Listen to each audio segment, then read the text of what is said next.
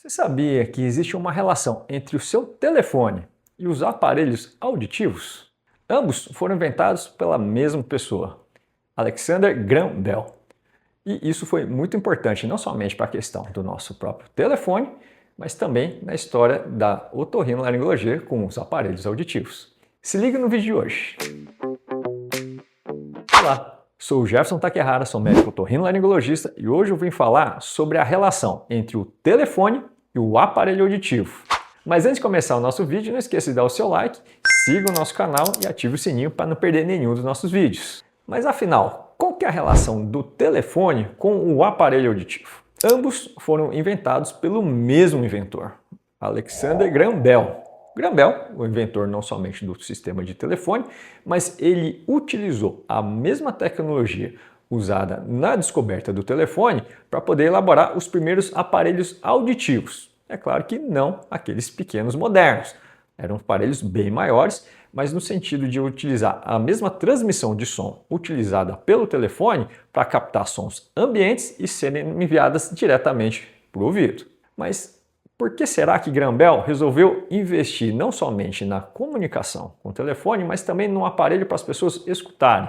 Ele tem uma história muito interessante dentro da sua própria família. O seu pai, Alexander Bell, ele era professor de uma escola de surdos no Reino Unido e ele fazia o trabalho de fazer as pessoas que não escutavam alfabetizarem e também tentarem se comunicar.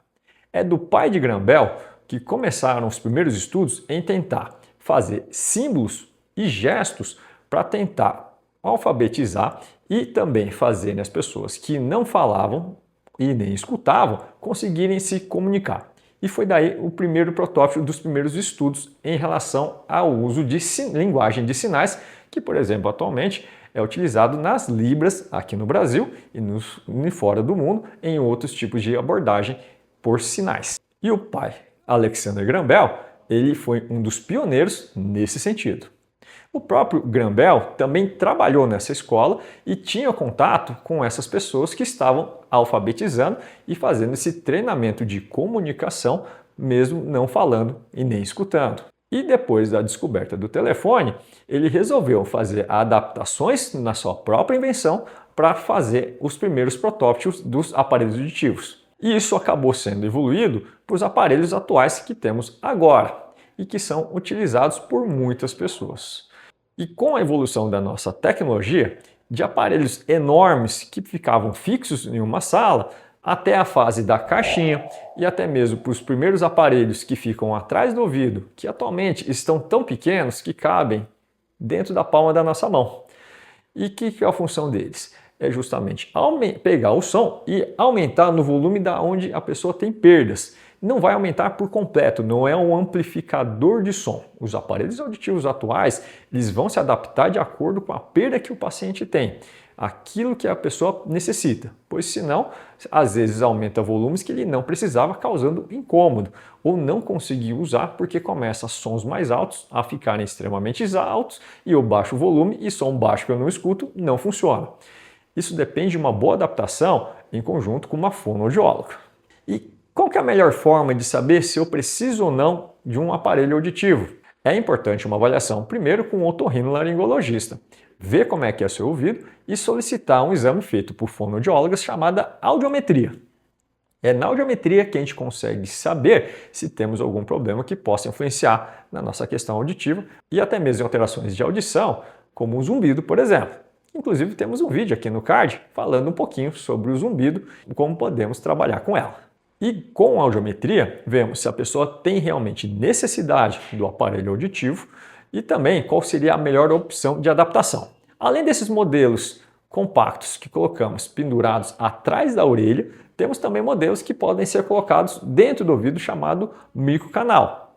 E isso depende de qual forma que a pessoa acha mais conveniente.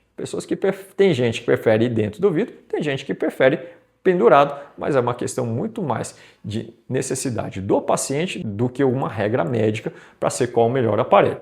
A única coisa é que os aparelhos internos eles podem não atingir ao máximo de potência, ao contrário dos retroauriculares, dos pendurados dentro do ouvido, eles podem atingir potências até mais que 90 decibéis. E aliás, As medidas de audição, que nós chamamos decibéis, foram em homenagem justamente a Graham Bell. Os decibéis vêm de Bell, que é o próprio sobrenome do inventor do telefone e dos aparelhos auditivos. E outra grande contribuição de Graham Bell para a otorrinolaringologia é que ele padronizou as medidas do volume de audição. Na verdade, quem criou essa medida foi o próprio Graham Bell, e se nós falamos em volume de barulho e de ruído como Bell, ou decibéis, deve-se justamente a Graham Bell. E lembrando que o aparelho auditivo não faz milagre. Antes de ser usado um aparelho auditivo, é importante investigar a causa da perda, se temos algum processo que atrapalhe ou até mesmo coisas que possam influenciar. Doenças como colesterol, açúcar e tireoide não controlados, processos neurológicos podem avançar e, se não forem controlados, mesmo usando o aparelho, a perda auditiva pode avançar ao ponto do aparelho não funcionar de forma adequada. Então, o aparelho sozinho não impede surdez, mas o controle das causas. O que o aparelho vai fazer é conseguir corrigir aquilo que foi perdido durante o processo. E outra forma importante é que a audição ele vai ajudar na comunicação, que às vezes é o principal fator que nós indicamos aparelhos auditivos nos idosos.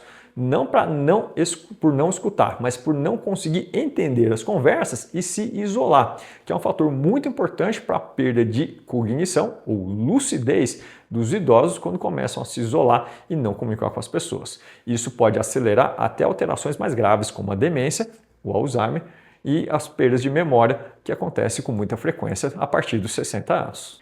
E se você gostou desse vídeo, não esquece de dar o seu like, siga o nosso canal e não perca o nosso próximo vídeo. Até!